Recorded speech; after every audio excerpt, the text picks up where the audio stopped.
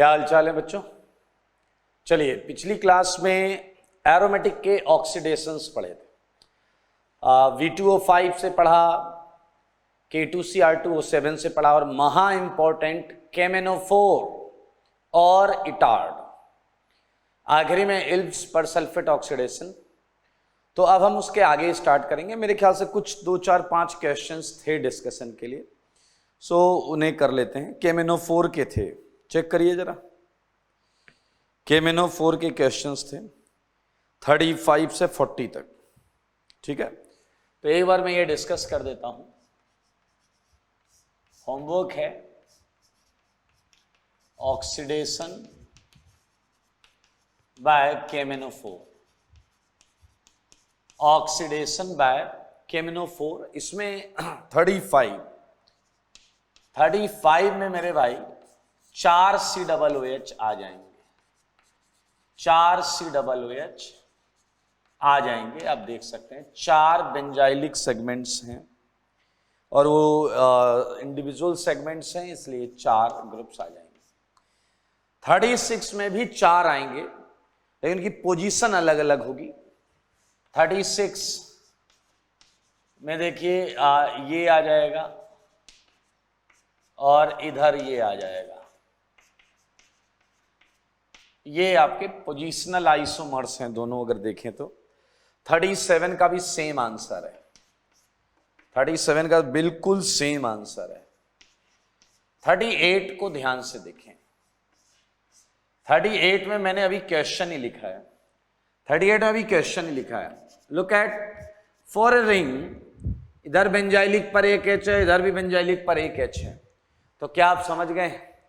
अगर मैं लेफ्ट वाली रिंग के रिस्पेक्ट में लेता हूं तो आप समझ गए हैं मेरे भाई कि थैलिक एसिड आ जाएगा, थैलिक एसिड आ जाएगा। टॉकिंग अबाउट 39 मेरे भाई यहां देखना पड़ेगा, एक रिंग बच जाएगी और एक रिंग निपट जाएगी। तो NO2 बचा ले जाएगा अपनी वाली रिंग को, NO2 बचा ले जाएगा अपनी वाली रिंग को। क्यों? क्योंकि NO2 इसे इलेक्ट्रॉन डेफिशिएंट रखेगा, और जो इलेक्ट्रॉन डेफिशिएंट होता है वो जल्दी ऑक्सीडाइज नहीं होता। तो बाजू वाली जो रिंग है वो ऑक्सीडाइज हो जाएगी। 40th NH2 निपटा देगा अपनी वाली रिंग को, क्योंकि ये तो बहुत इलेक्ट्रॉन डोनेटिंग होता है। तो आप देख सकते हैं सारे लोग, we would have phthalic acid as product in 40th। सारे लोग देख लें। ये केमेनोफोर ऑक्सीडेशन, जो एरोमेटिक कंपाउंड का ऑक्सीडेशन आपने पढ़ा था, उसके 5-6 क्वेश्चंस थे जिनका आंसर्स हमने नहीं लिखे थे। तो मेरे भाई मैं इसे हटाऊंगा और आगे बढ़ेंगे। आगे बढ़ के आज हम चालू करेंगे बहुत इंपॉर्टेंट सेगमेंट एरोमेटिक में ही, फिनॉल।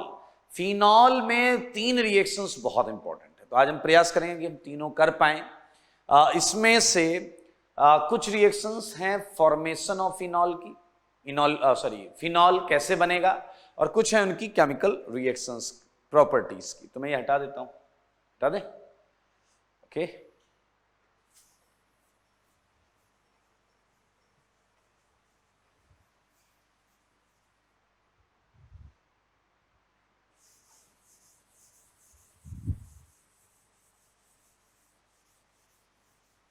चलिए आइए मेरे भाई, बहुत इंटरेस्टिंग चीज चालू करने जा रहे हैं। So we can start it with reactions of phenol, ठीक है। हम फिनॉल की रिएक्शंस पर चलें उससे पहले हम इसका प्रिपरेशन पढ़ेंगे। फिनॉल को बनाया कैसे जाता है, प्रिपरेशन ऑफ फिनॉल। मेरे भाई कई तरीके आपको पता हैं, कई तरीके पता हैं। आइए देखें कौन कौन से तरीके हैं। एक मेथड ये वाला, याद करो जरा, तुम Cl लिया करते थे, NaOH delta, Dow's process, Dow's process से फिनॉल बना देते थे। याद आया आपको? हमने पढ़ा हुआ है ये। अच्छा, एक और पढ़ा था हमने, सल्फोनेशन में एक और पढ़ा था, याद करो जरा, सल्फोनिक एसिड पर NaOH डेल्टा, तो ये आपको क्या दे रहा था? फिनॉल दे रहा था मेरे भाई, फिनॉल। बहुत सिंपल सा दो मेथड एरोमेटिक में आपने बहुत क्रिस्टल क्लियर तरीके से पढ़े हुए हैं। ठीक है मेरे भाई, चलिए अब मैं जो तरीका आपको बताने जा रहा हूं, एक दो और लिख लो, एक दो तरीका और लिख लो। वो बहुत ऑर्डिनरी मेथड्स होंगे, मैं और जो भी बता रहा हूं, लाइक एक आपने ये भी पढ़ा था, V2O5 250 डिग्री सेंटीग्रेड फिनॉल दे रहा था। ये पिछली 2-3 क्लास में ही पढ़ा है हमने मेरे भाई। लेकिन जो सबसे इंपॉर्टेंट मेथड है, मैं चाहूंगा आप सबका ध्यान इस पर आए, ठीक है? बहुत इंपॉर्टेंट है। और देखिए ये क्या है, ये है क्यूमीन हाइड्रोपरऑक्साइड। क्यूमीन हाइड्रोपरऑक्साइड, कई जगह रिएक्शन लिखा होता है और कई जगह रीअरेंजमेंट लिखा होता है। सो आई डोंट थिंक कि आपको कोई इश्यू होना चाहिए इसमें। ध्यान से सुनेंगे क्या है इसमें, क्या खासियत। आइए सारे लोग देखें, whenever cumene hydroperoxide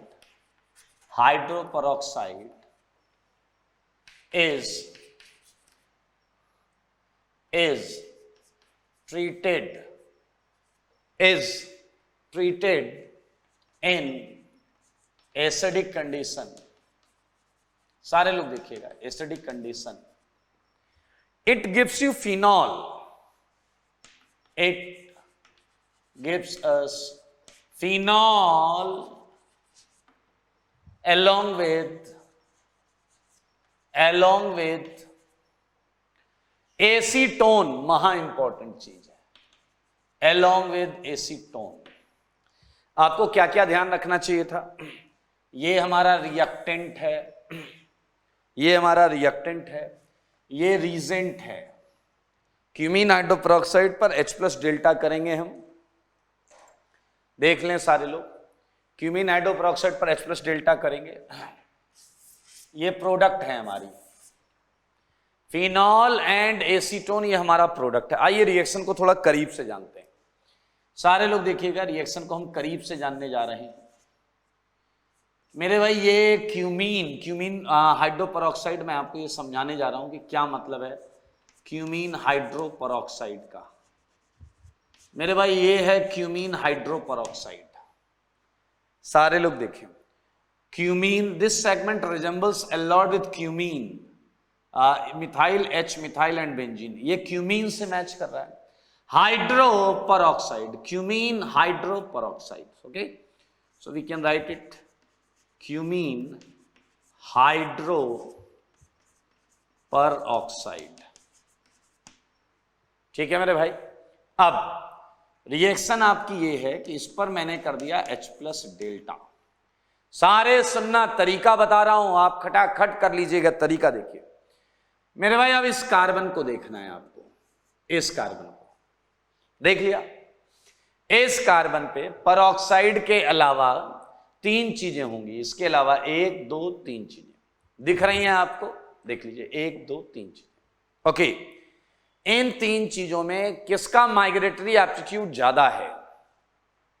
obviously benzene का ज्यादा है। तो जिसका माइग्रेटरी एप्टीट्यूड ज्यादा है उसे लिख लें और उस पर लगा दें OH। उस पर क्या लगा दें? OH।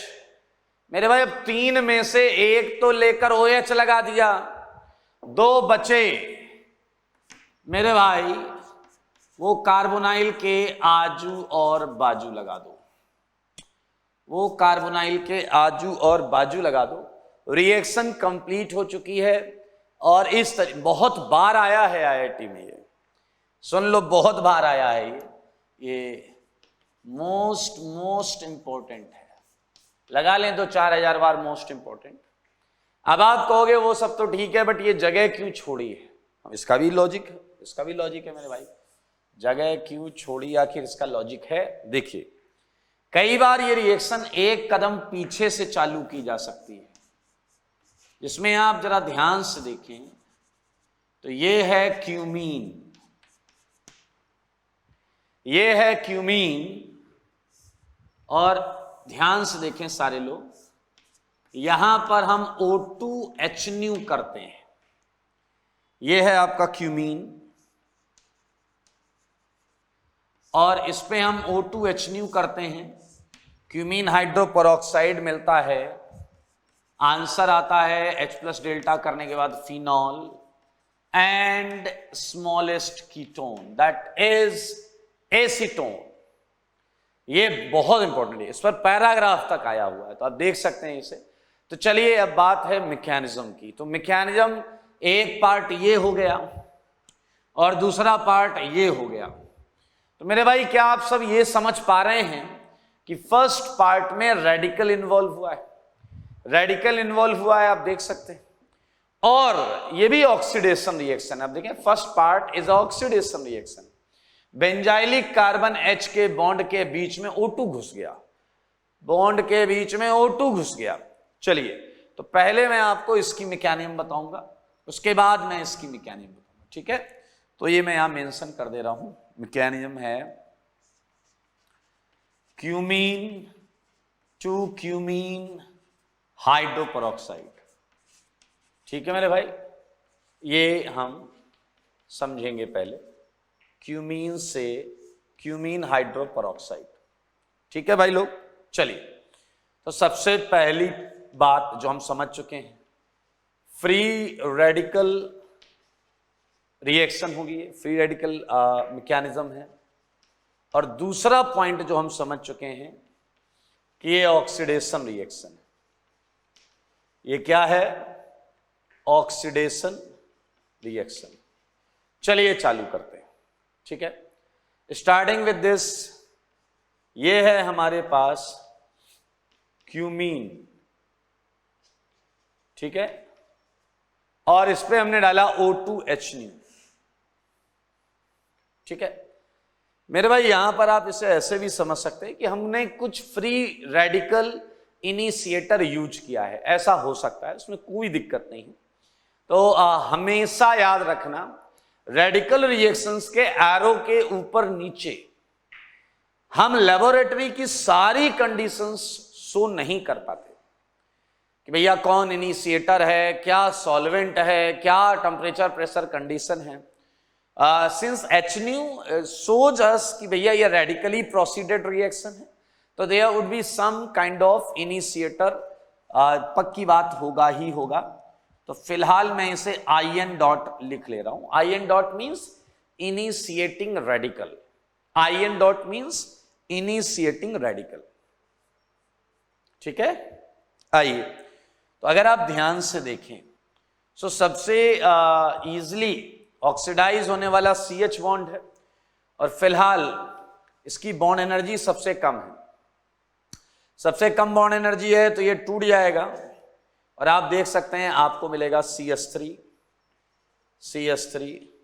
C डॉट, देख लें सारे लोग, और HIN यहां से निकल गया। ये मैंने इसका इनिशिएशन करवाया है, आपके सामने देख सकते हैं। We can even mention it, it's initiation, okay. चलिए मैं लेफ्ट वाला पोर्शन हटा देता हूं, ये तो आसान है, आपने कर भी लिया होगा। तो चलिए जरा ध्यान से देखें,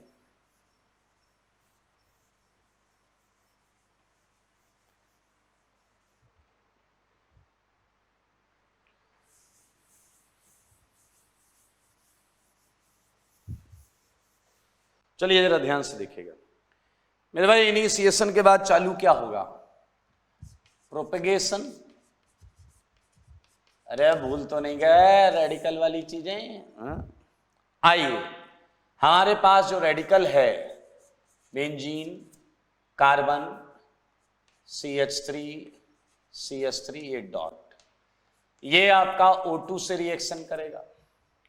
O2 एंड क्या आपको पता है O2 is itself a biradical, O2 is paramagnetic, O2 खुद बाय रेडिकल है, तो क्या ये जुड़ जाएगा C डॉट से?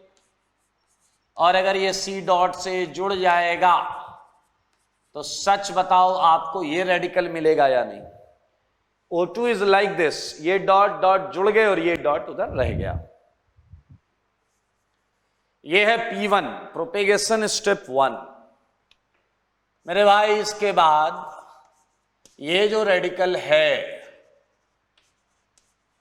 ये आपका क्यूमीन से रिएक्शन करता है।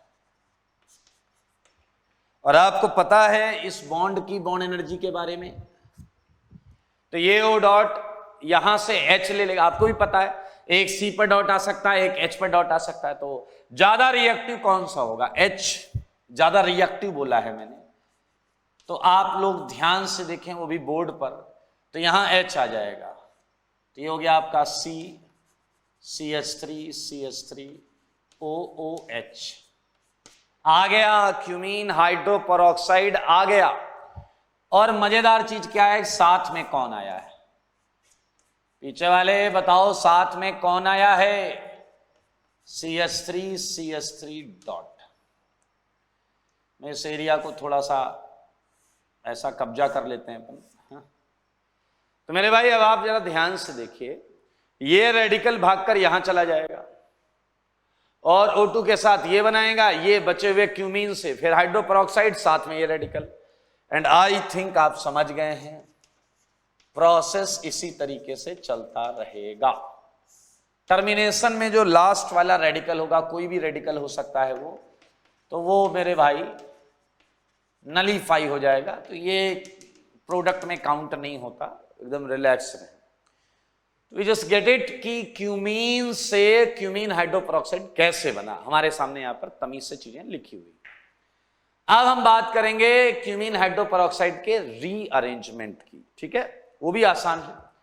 इवन आप क्यूमीन हाइड्रो पेरोक्साइड का रीअरेंजमेंट देख के कुछ समझ सकते हैं। लुक एट दिस, यहां बेंजीन कार्बन से लगा है और यहां बेंजीन ऑक्सीजन से लगा है, तो it's very clear to us कि ड्यूरिंग रिएक्शन मैकेनिज्म रीअरेंजमेंट या माइग्रेशन जरूर हुआ है।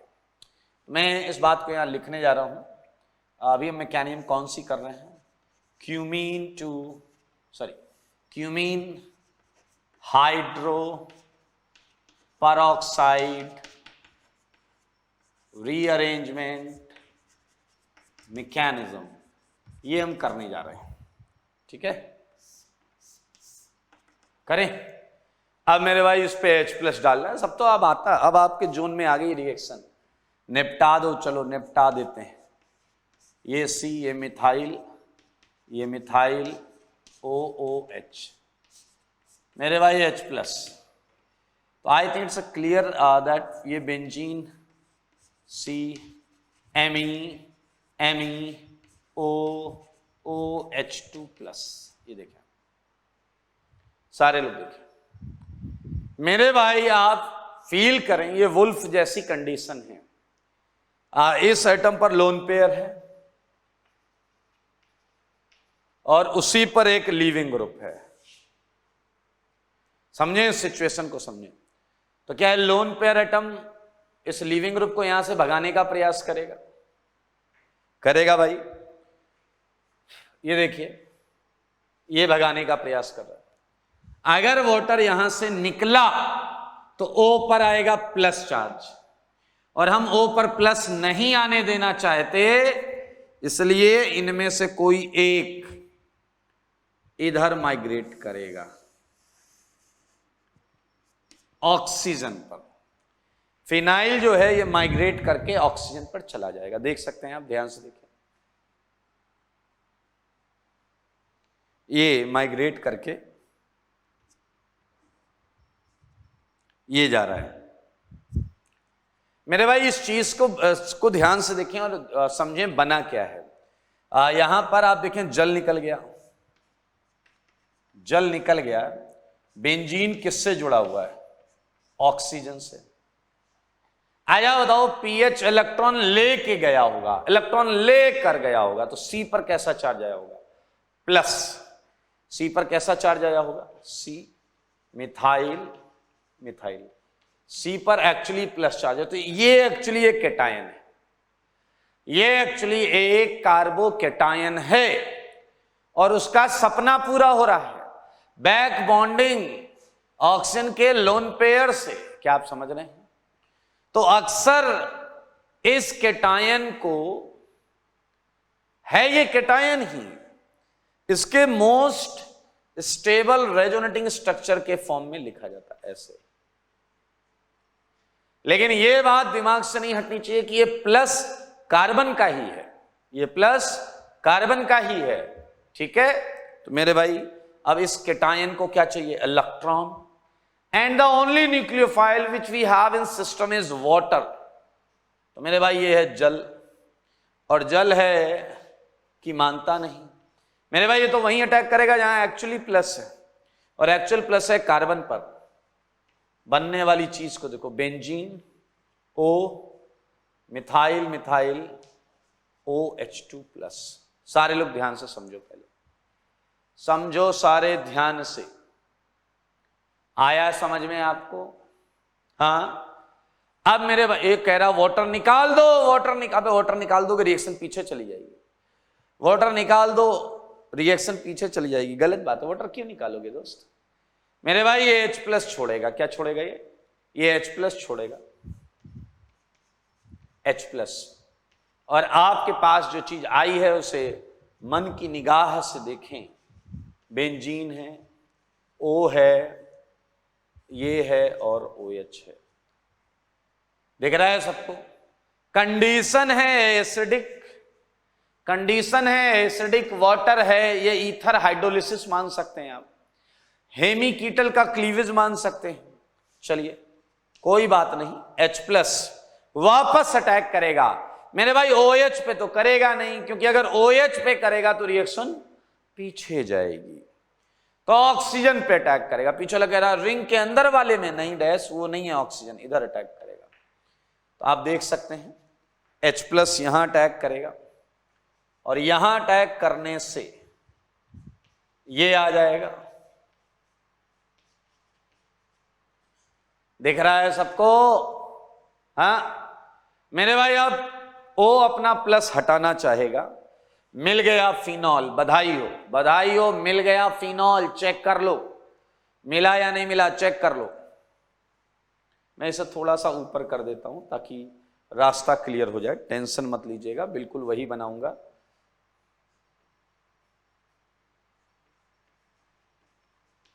हाँ मेरे भाई फिनॉल मिल गया, यहां पर फिनॉल है, और साथ में कार्बन पे प्लस आया होगा, तो ऑक्सीजन ने क्या कर दी, बैक बॉन्डिंग। तो मेरे भाई क्या आपको दिख गया है, C डबल बॉन्ड O, हालांकि उस पर H रहा होगा तो वो H निकल जाएगा, D प्रोटॉन हो जाएगा। बहुत सिंपल, बहुत आसान, cumene hydro peroxide rearrangement mechanism आप देख सकते हैं, आपकी नजरों के सामने है, और इसी के साथ क्यूमीन हाइड्रो पेरोक्साइड रीअरेंजमेंट खत्म हो जाता है। मेरे भाई बहुत बार पूछा गया है, प्रोडक्ट पूछे जाते हैं, यहां से यहां के बीच में इंटरमीडिएट पूछा जाता है, this is your intermediate, this is your intermediate, ये कई बार IIT एडवांस में आ चुका है, तो आपको इस पे विशेष कृपा रखनी चाहिए, ध्यान रखना चाहिए, ठीक है। अब ये हटेगा, सब हटा रहा हूं मैं। हम इसके कुछ क्वेश्चंस कर लेंगे, 2 4 5 जो भी क्वेश्चन पॉसिबल, बहुत ज्यादा वैरायटी नहीं है। क्यूमीन टाइप का कंपाउंड रखना जरूरी है, O2 HNu H plus delta, पता ही है आपको।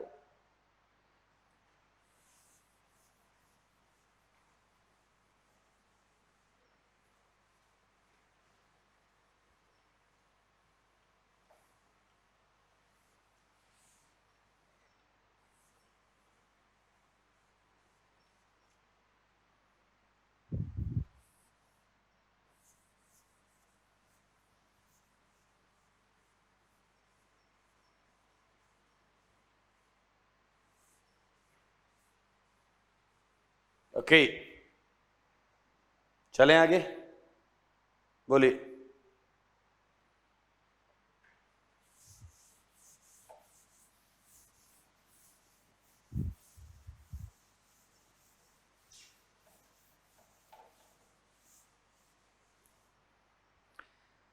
क्वेश्चंस देखते हैं, ये इसके क्वेश्चंस करते हैं कुछ। फर्स्ट क्वेश्चन देखिए, मैं अगर आपको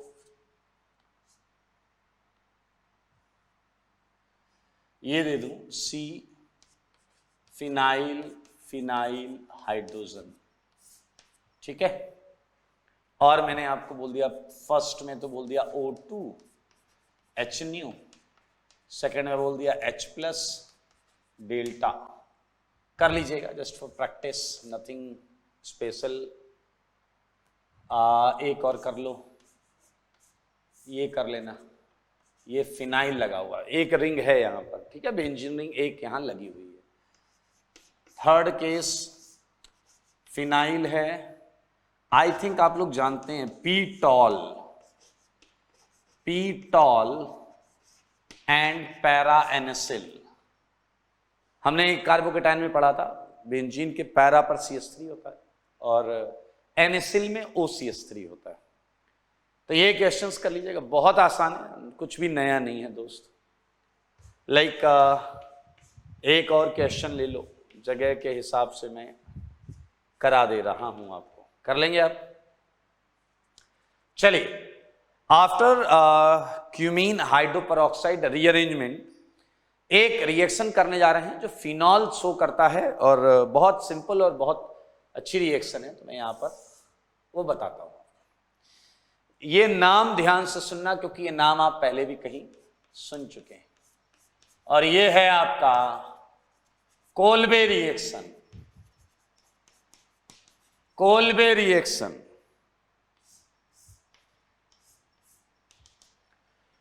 कई बच्चे कह रहे ये तो हमें आता है, ये तो आपने पढ़ा दिया, नहीं, वो हमने पढ़ा था कोल्बे इलेक्ट्रोलिसिस। ये है Kolbe reaction.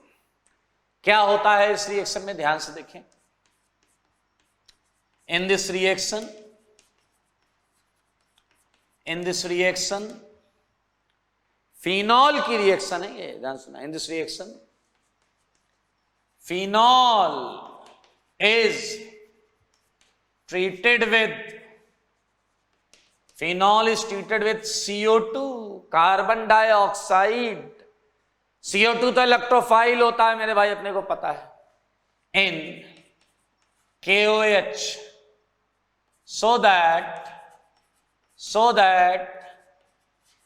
salicylic acid is obtained as a product followed by acidification। देखें, बहुत सिंपल रिएक्शन, चालू होने से पहले ही खत्म हो जाएगी। देखें कैसे चालू होने से पहले खत्म होगी। ये फिनॉल है, ये कार्बन डाइऑक्साइड है, ये KOH है। मेरे भाई इस बात को समझने की जरूरत है, क्या हमने कपलिंग में पढ़ा था कि फिनॉल यूजुअली एल्केलाइन कंडीशन में ही लिया जाता है। फिनॉल यूजुअली एल्केलाइन कंडीशन में ही लिया जाता है ताकि क्या रहे, O- रिंग एक्टिवेटेड रहे। मेरे भाई मैं फाइनल आंसर लिख रहा हूं, फॉलोड बाय एसिडिफिकेशन लिख रहा हूं, तो आप देख सकते हैं this is your salicylic acid. आपके पास आर्थो पैरा दोनों आंसर होंगे। ये देखिए मेरे भाई, ये जो है फॉलोड बाय एसिडिफिकेशन, ये at the completion of reaction के जब रिएक्शन कंप्लीट हो जाती है, प्रोडक्ट आ जाता है, तो उसमें हम एसिडिफिकेशन करते हैं। नहीं तो सोचो KOH में ना तो यहां H होगा ना यहां H होगा, बेस है भाई साहब, वो दोनों वाटर से ज्यादा एसिडिक H है, और वाटर से ज्यादा एसिडिक H होगा तो ये बेस लेकर भाग जाएगा। सही है। तो आइए इस रिएक्शन की मैकेनिज्म। अच्छा एक बात, एक बच्चे ने बोला सर क्या आवश्यकता है KOH की, तो मैंने आपको बता दिया कि ये O- हो जाएगा, रिंग में ज्यादा इलेक्ट्रॉन्स हो जाएंगे। अब आप ये कहो सर इस रिंग में ज्यादा इलेक्ट्रॉन रखने की क्या जरूरत है, पॉइंट है, क्या तुम्हें याद है CO2 एक वीक इलेक्ट्रोफाइल होता है, CO2 एक वीक इलेक्ट्रोफाइल होता है। आइए हम रिएक्शन की मैकेनिज्म कर लेते हैं। लो भाई साहब, चालू होने से पहले ही खत्म होने वाली मैकेनिज्म। ये है फिनॉल, ये आया KOH, तो बताइए K+OH- चुरा ले जाएगा, ये H+ को देखते रह जाएंगे एटम सारे। बताइए क्या ओके होगा या नहीं, क्या ओके होगा या नहीं? अरे ओके मतलब OH H लेकर जाएगा तो KO के पास रहेगा तो ओके हो जाएगा, KO के पास तो ओके। ये है आपका potassium phenoxide. Potassium phenoxide highly activated ring है। इसके आर्थो पैरा पे इलेक्ट्रॉन डेंसिटी अच्छी खासी अमाउंट में पड़ी हुई है। मेरे भाई इसी में ये किसका शिकार कर ले जाएगा? CO2 का। CO2 को देखो, देखो सारे CO2 को। मेरे भाई क्या आप समझ गए क्या? ये अपनी ऑर्थो पोजीशन से अटैक कर देगा। मैं इसके बीच में बॉन्ड सेगमेंट बना देता हूं ताकि आपको मैकेनिज्म समझ में आए। ये इस तरीके से बॉन्ड घूमेगी और इस जगह से अटैक कर देगा। देखें जरा क्या बनेगा, सारे लोग देखिएगा। यहां डबल बॉन्ड आ जाएगा, इन दोनों बॉन्ड को तुमने टच नहीं किया और यहां से एक नई नवेली बॉन्ड बनेगी, CO- डबल बॉन्ड, और K होगा। K जो है ना मेटल कैटायन, ये नेगेटिव के आजू बाजू डोलता रहता है, तो डोल रहा है, डोलने दो। मेरे भाई क्या आप देख रहे हैं? अब एक आवाज आ रही है, मेरी एरोमेटिसिटी मुझे वापस करो। क्या आप यहां का H देख रहे हैं? H सिस्टम है बेसिक, तो OH- में ये H, OH- ये H चुरा ले जाएगा और H+ चुराते ही इस कार्बन पे माइनस आएगा, वो माइनस रेजोनेंस करके ऑक्सीजन तक जाएगा और क्या हो जाएगा? एरोमेटिक हो जाएगा। देखो देखो सारे देखो, O-, मेरे भाई बनने वाली चीज को देखो, O-। एक बंदा कह रहा है ये सब तो ठीक है, लेकिन K+ कहां है? मेरे भाई K+ एंजॉय कर रहा है, देखना चाहते हैं? K+, मैंने कहा था एनायन के आजू बाजू डोलता है। Chelate, it looks like a chelate, 6 membered chelate. खैर एट लास्ट जो मैंने लिखा है acidification, followed by that acidification we would get salicylic acid। मैंने आपको पैरा की मैकेनिज्म नहीं बताई है, आर्थो की बताई है। तो अगर बहुत मन कर रहा है तो पैरा की मैकेनिज्म अपने घर जाकर कर लीजिएगा, ठीक है? अपने घर जाकर कर लीजिएगा। तो ये है आपका कोल्बे, ये है उसकी मैकेनिज्म, रिएक्शन एंड मैकेनिज्म। अब सोचो कोल्बे के क्वेश्चन करना बहुत ज्यादा वैरायटी है नहीं इसमें। CO2 लेना कंपलसरी, बेस लेना कंपलसरी, बेंजीन पर OH लेना कंपलसरी, तो बहुत ज्यादा केसेस यहां पर नहीं होंगे। मैं नोट में कुछ पॉइंट्स आपको बताना चाहता हूं, नोट में कुछ पॉइंट्स मैं आपको बताना चाहता हूं। सारे लोग ध्यान से देखें कि आर्थो मेजर होगा या पैरा मेजर होगा, आर्थो मेजर होगा या पैरा मेजर होगा। ध्यान से सुने सारे लोग, ठीक है? फर्स्ट पॉइंट में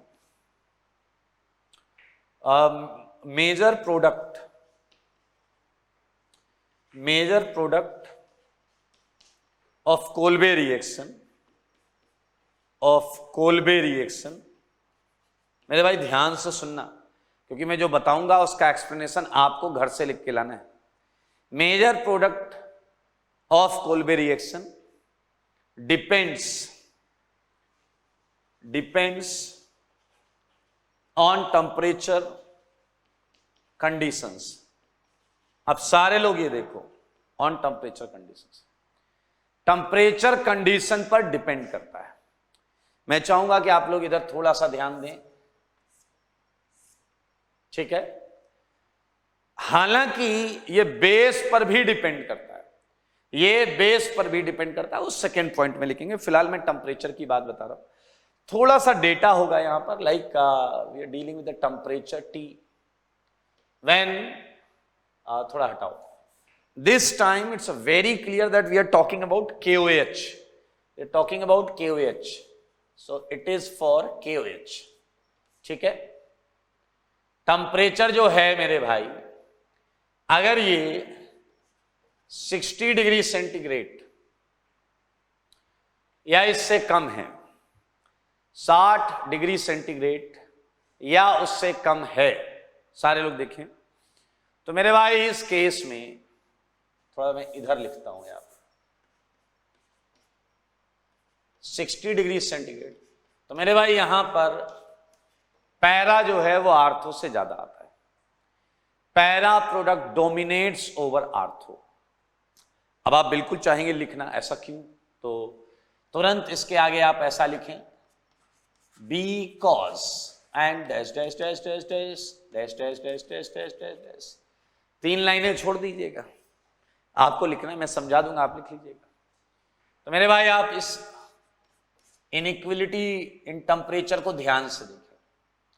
second, when temperature is less than 160 degree centigrade, ध्यान से देखें, less than 160 degree centigrade and greater than 60 degree centigrade, सही है। तो मेरे भाई यो answer comes out to be ortho greater than para, ortho greater than para, सारे देखो, सारे आर्थो ग्रेटर देन पैरा, ठीक है। एंड फिर से हम इसका रीजन लिखेंगे, रीजन लिखें, because dash dash dash dash dash dash dash dash dash dash, 3 लाइनें छोड़ दीजिएगा। पिछला कह रहा मुझे डाउट आ चुका है, मैंने कहा बेटा क्या डाउट है, कह रहा है दोनों के रीजन सेम क्यों है, मैंने कहा कैसे, कह रहा है ये भी डैश डैश डैश है, ये भी डैश डैश डैश है, दरअसल ये डैश नहीं है, तुम डैश हो। आइए सी को देखें, if temperature is greater than 160 degree centigrade, मेरे भाई मेक ए गेस, क्या आएगा, again para dominates over ortho, para फिर आर्थो को डोमिनेट कर देता है। अब अगर आप ध्यान से इसका एक्सप्लेनेशन लिख लें, because dash dash dash dash dash dash dash dash dash, पिछला कह रहा है जिसका कोई एक्सप्लेनेशन ना हो वो डैश डैश हो जाता है। अब हम बात करेंगे क्यों इस तरीके से आर्थो और पैरा प्रोडक्ट चेंज हो रहे हैं टेम्परेचर के साथ। आइए सुनिए, मैं CO2 के पास गया, मैंने CO2 से पूछा भैया क्या करने जा रहे हो, इसने कहा मैं फिनॉल का कार्बोक्सिलेशन करूंगा। मैंने कहा मतलब, कह रहा है मैं फिनॉल पर लग जाऊंगा, COOH क्रिएट करूंगा। मैंने कहा बहुत अच्छी बात है। मैंने कहा एक काम करो, ध्यान से सुनना, मैंने CO2 को बोला एक काम करो, आर्थो पे लगना, आर्थो पे, ये मैं अपनी तरफ से इनपुट डाल रहा हूं, ध्यान से सुनना। मैंने CO2 को कहा आर्थो पे लगना, आर्थो पे। उसने कहा क्यों? मैंने कहा मुझे पता है आर्थो पर तुम्हें चिलेशन एंजॉय करने को मिलेगा, चिलेशन एंजॉय करने को मिलेगा। CO2 ने कहा कि देखो मेरी भी इच्छा है कि मैं चिलेशन को एंजॉय करूं, लेकिन आर्थो पे अटैक करने के लिए आपको लगे हुए ग्रुप के क्राउडिंग, लगे हुए ग्रुप के साइज से रिपल्सन भी खाना पड़ता है। तो CO2 ने इस बात की दुहाई दी, low temperature condition first case, भैया ऐसी कंडीशन नहीं है कि मैं अगेंस्ट द रिपल्सन ऑर्थो पर अटैक करूं। समझो मेरी बात को। CO2 ने कहा मैं वीक इलेक्ट्रोफाइल, मेरी इतनी टेंडेंसी नहीं है, इतनी हैसियत नहीं है कि मैं अगेंस्ट द रिपल्सन आर्थो पर अटैक करूं। पहले का एक्सप्लेनेशन हो गया। मैंने CO2 से कहा तुम कब करोगे आर्थो पे अटैक? कह रहा अरे कोई थोड़ा सपोर्ट करे, थोड़ा कोई सपोर्ट करे। मैं गया और मैंने टेम्परेचर का नॉब घुमा दिया। मैंने ऐसा टेम्परेचर का नॉब घुमा दिया, वापस आकर क्या देखता हूं, CO2 आर्थो पर लगा है। भैया ये वाला केस चल रहा है। मैंने कहा और क्या चल रहा है? कह रहा चिलेशन एंजॉय कर रहे हैं। मैंने कहा एनर्जी कहां से आई? उस रिपल्सन के अगेंस्ट अटैक करने की एनर्जी कहां से आई? कह रहा सिस्टम ने ज्यादा टेम्परेचर कर दिया। मैं मेरे भाई भाग के वापस गया और मैंने टेम्परेचर और बढ़ा दिया। वापस आकर देखता हूं वो फिर से पैरा पर चला गया आर्थो से भाग के। मैंने कहा तुम यहां क्या कर रहे हो? तुम्हारे पास तो और एनर्जी आई होगी, तुम्हें तो चिलेशन एंजॉय करना चाहिए था। CO2 ने कहा पहले ये बताओ टेम्परेचर बढ़ाया किसने? मैंने कहा मुझे क्या पता किसने बढ़ाया। कह रहा है सुनो, जब चिलेशन ही नहीं रहा, जब चिलेशन ही नहीं रहा तो आर्थो पर जाकर क्या करेंगे? क्या आप तक मेरी बात पहुंची है? सुनो, हाई टेम्परेचर पर चिलेशन डिस्ट्रॉय हो जाता है, और चिलेशन डिस्ट्रॉय हो जाता है तो मेरे भाई लेस क्राउडेड पैरा मेजर बनता है। I think you just get it. 3 case we don't have CO2 is a weak electrophile and not easy to attack on artho against the repulsion. That's why para is major. In between this temperature, CO2 has sufficient energy or sufficient tendency to attack at artho and can be stabilized by chilation. In this temperature condition, chilation gets destroyed and less crowded para product is obtained as a product. I think ये आप लिख लेंगे, ऐसा मानना पड़ेगा मुझे, आप लिख लेंगे, मान लेते हैं। ये था नोट का फर्स्ट पॉइंट। हम बात करेंगे नोट के सेकंड पॉइंट के बारे में, सेकंड पॉइंट के बारे में, ठीक है। सेकंड पॉइंट ऑफ नोट, जैसा कि मैंने आपको कहा था बेस पर भी डिपेंड करता है, बेस पर भी।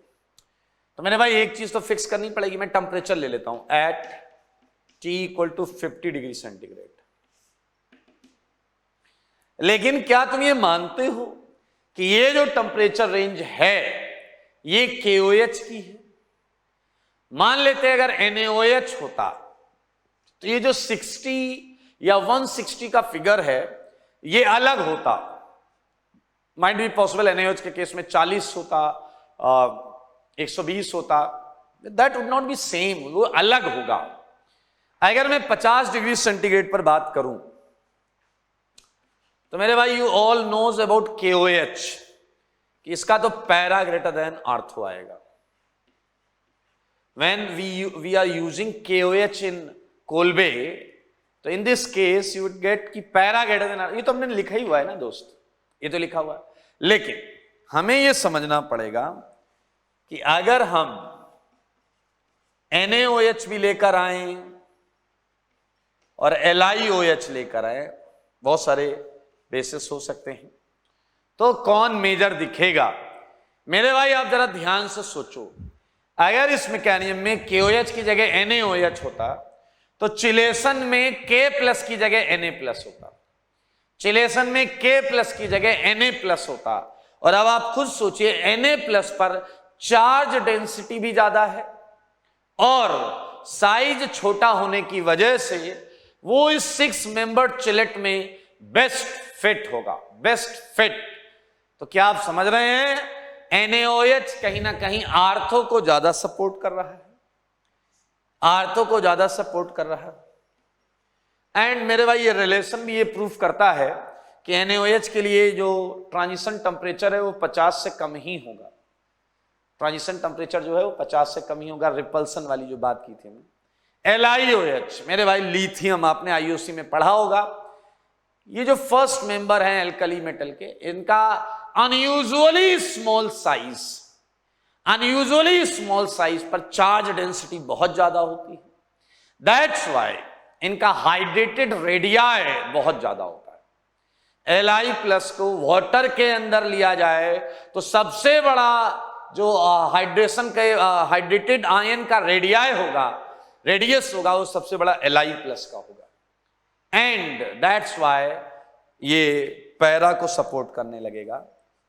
ये बड़ा वाला है भाई साहब, ये बड़ा वाला है, इसलिए ये देखने को हमें मिला है। ओके, सो ये क्वेश्चंस कर लीजिएगा आप क्यूमीन के। मेरे भाई इसके क्वेश्चंस में मैं कुछ दे नहीं सकता आपको ज्यादा, लाइक एक क्वेश्चन देखो, मैं आपको बोलूं कि आप ये कर लो OH, यहां मिथाइल, ये CO2, पहले कौन है KOH, सेकंड नंबर पे कौन है H+। मेरे भाई ये सेकंड नंबर पे H+ ना दिया जाए तो भी आपको वही आंसर बनाना है। ये आसान है दोस्त, इसमें परेशान मत हो, आप कर लीजिएगा, ठीक है। चलिए, बधाई हो बधाई। We just finished Kolbe reaction. एक रिएक्शन और है फिनॉल में जो कि बहुत इंपॉर्टेंट है, तो मैं उस पर लेकर चलूंगा आपको। ये देख लीजिए, समझ लीजिए, बहुत सिंपल है, ठीक है। कर लेते हैं नई वाली रिएक्शन।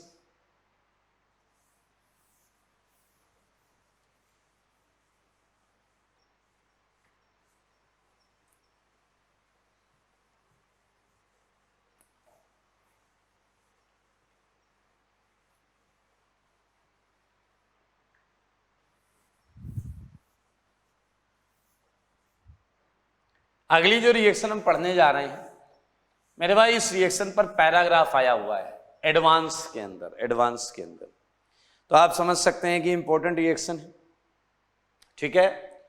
तो फिनॉल की जो अगली रिएक्शन है मेरे भाई, वो है रीमर टीमैन रिएक्शन। रीमर टीमैन रिएक्शन,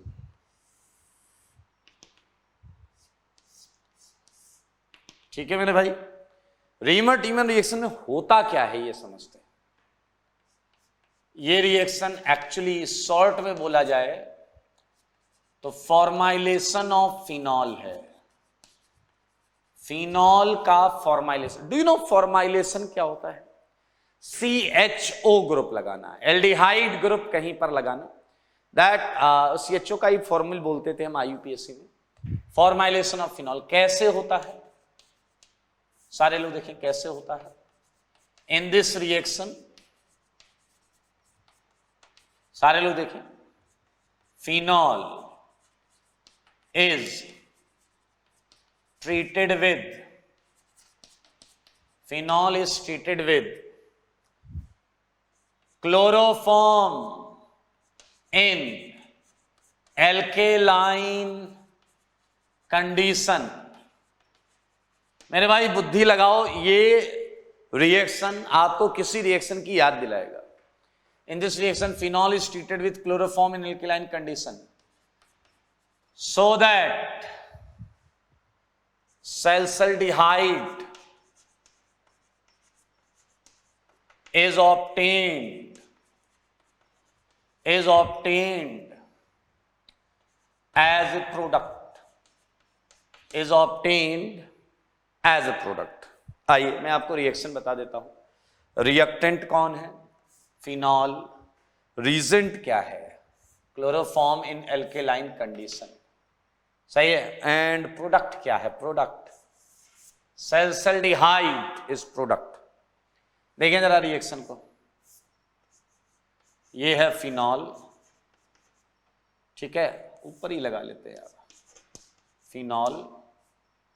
ये है आपका क्लोरोफॉर्म, है ना मजेदार। ये है NaOH। बताओ किस रिएक्शन की याद आ रही है? ये मैं पूरी लिख देता हूं फिलहाल। सैलिसाइल्डिहाइड बनाया है मैंने, OH CHO,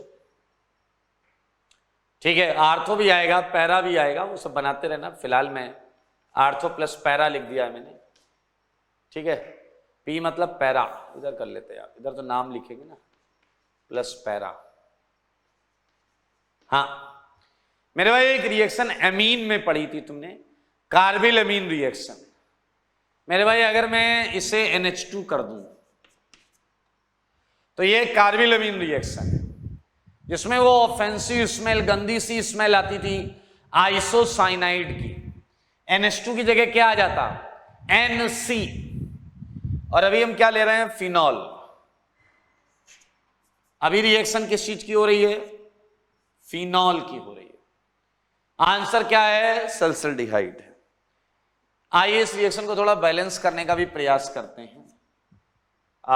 ओके, OH आ गया, OH वही हो गया, CH एक O इधर से ले गया, CHO हो गया, थ्राइस NaCl 3 NaCl हो गया, और ट्वाइस H2O आ रहा है क्या? हाँ सही है मेरे ख्याल से, ट्वाइस H2O, ट्वाइस H2O।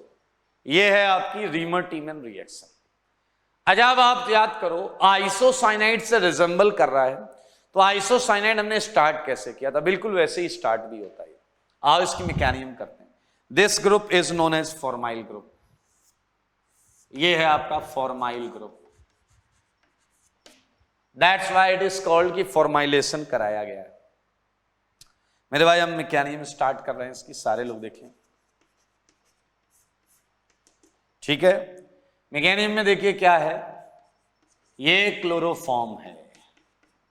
याद आया, मैंने बोला था क्लोरोफॉर्म ने सोचा कि NaOH को निपटा देते हैं, बेहोश कर देते हैं NaOH को, लेकिन NaOH भी अच्छा वाला बेस था। NaOH का OH माइनस पोर्शन इसका H लेकर भाग गया। देखो भाई साहब कितना काम हुआ, H लेकर भाग गया इसका, और बना क्या? Na+। सेम चीज वहां की थी हमने, CCl3 माइनस, और जल निकाल दिया। ये देखिए, आपको मैं बता दूं कि ये वाली जो चीज है Na+ CCl3 minus, reaction condition में ये भी टूट जाता है, और Na एक Cl लेकर भाग जाएगा, और इधर बन गया CCl2। महा इंपॉर्टेंट नाम तो सुना ही होगा, नाम है डाइक्लोरोकार्बीन। डाइक्लोरोकार्बीन, इसे मेरे भाई हम लोग बोलते हैं DCC। ये है इलेक्ट्रोफाइल, अटैकिंग इलेक्ट्रोफाइल ये है। देख लें सारे लोग, अटैकिंग इलेक्ट्रोफाइल ये है। आइए मैकेनिज्म करते हैं, करें मैकेनिज्म। फिनॉल बेसिक कंडीशन में कैसा होगा वो आप बताइए। ये फिनॉल, मैं बॉन्ड्स बना लेता हूं। ये आया आपका NaOH, ये आ गया phenoxide O-, double double double Na+। इसमें किसी को दिक्कत नहीं, कोलवे में भी हमने यही किया, यहां पर भी यही किया। अब बताओ, आपके DCC को चाहिए इलेक्ट्रॉन CCl2, इसे चाहिए इलेक्ट्रॉन, उसके पास है इलेक्ट्रॉन। मेरे भाई और क्या चाहिए जीवन में? क्या आप देख रहे हैं? CCl2 अपना खाली ऑर्बिटल लेकर पहुंच जाएगा फिनॉक्साइड के पास और बोलेगा गिव मी इलेक्ट्रॉन डेंसिटी। मैं आपको आर्थो वाली प्रोडक्ट बता रहा हूं, तो आप देखें ये अटैक हो गया, और इस अटैक को आप ध्यान से देखें तो आपको मिलेगा डबल बॉन्डो, डबल डबल, और यहां आया CCl, और कार्बन पर एक माइनस भी आएगा। न्यूट्रल चीज अगर इलेक्ट्रॉन लेगा तो उस पर माइनस तो आएगा ही। सारे देखो, ये बन गया। मेरे भाई क्या आप लोग जानते हैं यहां एक H है, और एक बात चल रही है, मेरी एरोमेटिसिटी मुझे वापस करो। मेरे भाई बाहर पड़ा हुआ है बेस, इसमें है O पर माइनस, इसके बगल में पड़ा हुआ है कार्बन, उस पर है C पर माइनस।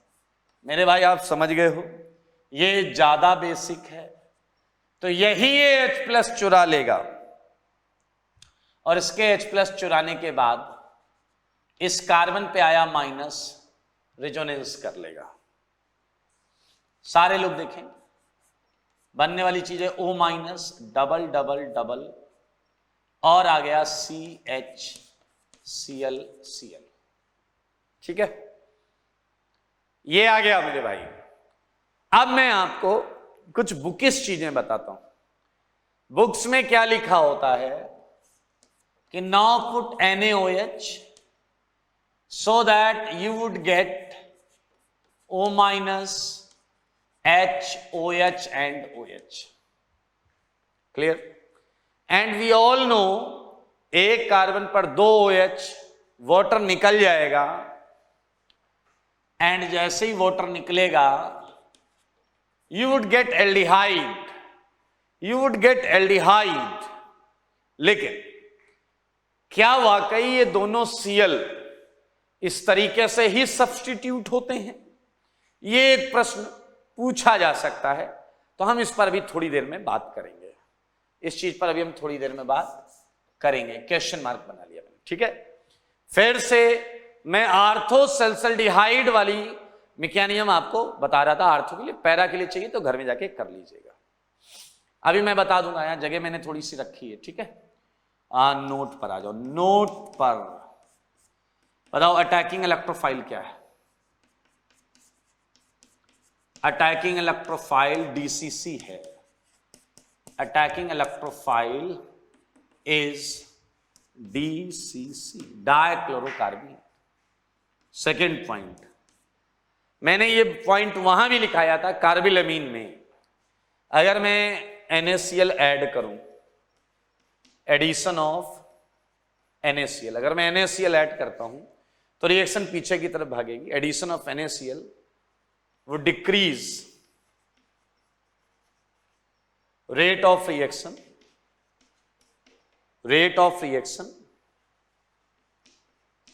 क्यों करेगा? कॉमन आयन की वजह से। ड्यू टू NaCl बढ़ाओगे, रिएक्शन पीछे जाएगी, डीसीसी कम हो जाएगा।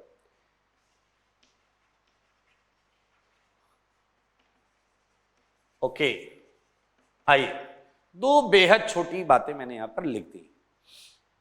अब मुद्दे पर आएंगे, आर्थो मेजर या पैरा मेजर। ध्यान से सुनेंगे सारे लोग, सबसे इंपॉर्टेंट काम की चीज अब आ रही है, थर्ड पॉइंट, और ये है आपका मोस्ट इंपॉर्टेंट, ठीक है मेरे भाई। ध्यान से सुने, नॉर्मल केस में रीमर-टीमन में आर्थो प्रोडक्ट डोमिनेट करता है, ठीक है। तो ये बात मैं यहां लिख रहा हूं, ध्यान से सुने। Ortho product dominates. यहां टेंपरेचर कंडीशन ऐसी नहीं है, टेंपरेचर डिपेंडेंसी नहीं है। CCl2 बहुत रिएक्टिव इलेक्ट्रोफाइल है, बहुत रिएक्टिव इलेक्ट्रोफाइल है। Ortho product dominates due to, अब सारे लोग देखें, दो पॉइंट्स मैं लिखूंगा यहां पर, A points and B point, दो पॉइंट लिखूंगा मैं। एक तो आप सबको मालूम है, ड्यू टू चिलेशन के लालच में जा रहा है। चिलेशन आर्थो से ही हो सकता है, पैरा से नहीं हो सकता। सेकेंड, क्या आपने नोटिस किया, दो आर्थो पोजीशन होती हैं, एक पैरा पोजीशन होती है, तो probability factor, probability factor of two ortho site over one para. एक बच्चा आया, कह रहा 1 मिनट, अगर हम एक आर्थो पर पहले से ही कुछ लगा दे तो वो केसेस अलग होंगे। ये बात तब की है जब फिनॉल है ऐसा, आर्थो दोनों खाली, ठीक है, तभी हम ये बात कर रहे हैं। मेरे भाई मैं इधर का पोर्शन हटा रहा हूं, लेफ्ट हैंड साइड का पोर्शन हटा रहा हूं।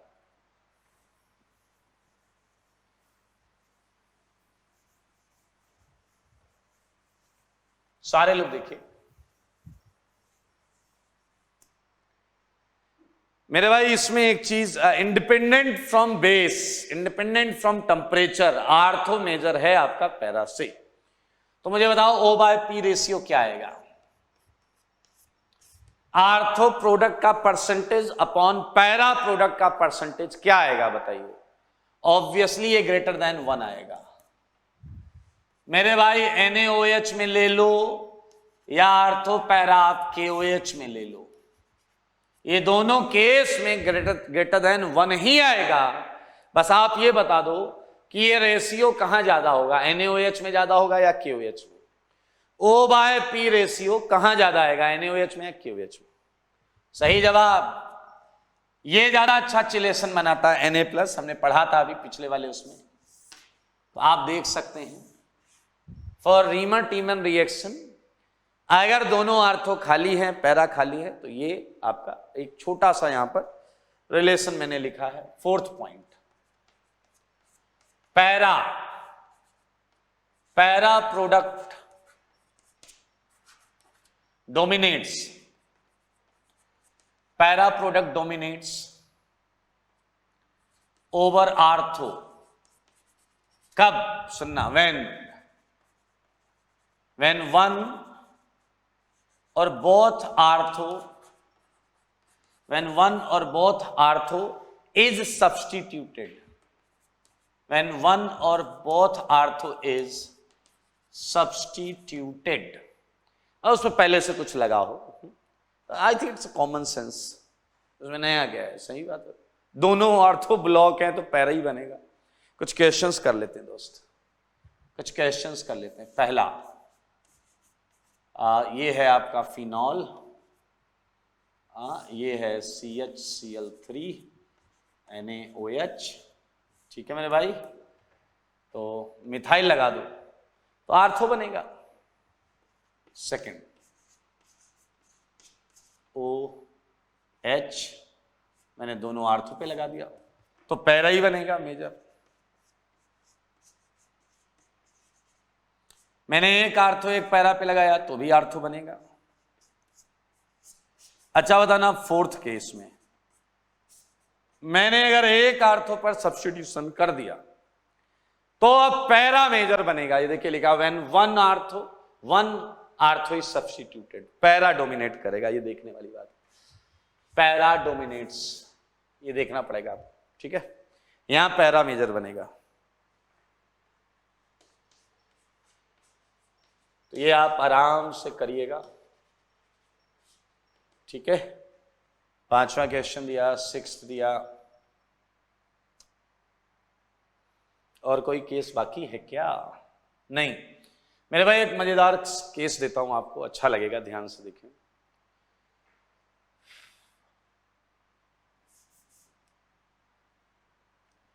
मेरे भाई कुछ ऐसी रिएक्शंस भी हैं जो एबनॉर्मल प्रोडक्ट देते हैं, नॉर्मल प्रोडक्ट नहीं, एबनॉर्मल प्रोडक्ट देते हैं, तो उन्हें हम बोलते हैं abnormal reamer टीमन reaction, abnormal reamer टीमन reaction. Like look at 6, ये फिनॉल है, अगर मैं क्लोरोफॉर्म की जगह CCl4 ले लूं, CCl4 और NaOH ले लूं,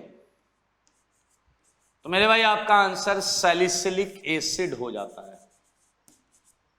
सैलिसिलिक एसिड बहुत इंपॉर्टेंट है दोस्त, बहुत बार आया है, बहुत बार आया है। इसकी मैकेनिज्म तुम खाली टाइम में बैठ के सोचना, एक Cl बढ़ाया तो उधर एक ऑक्सीडेशन स्टेट भी बढ़ गया, आई मीन एक लेवल ऑक्सीडेशन स्टेट बढ़ गया। लुक एट 7th, मेरे भाई सारे लोग देखना, अगर दोनों आर्थो और पैरा ब्लॉक हो, अगर दोनों आर्थो और पैरा ब्लॉक हो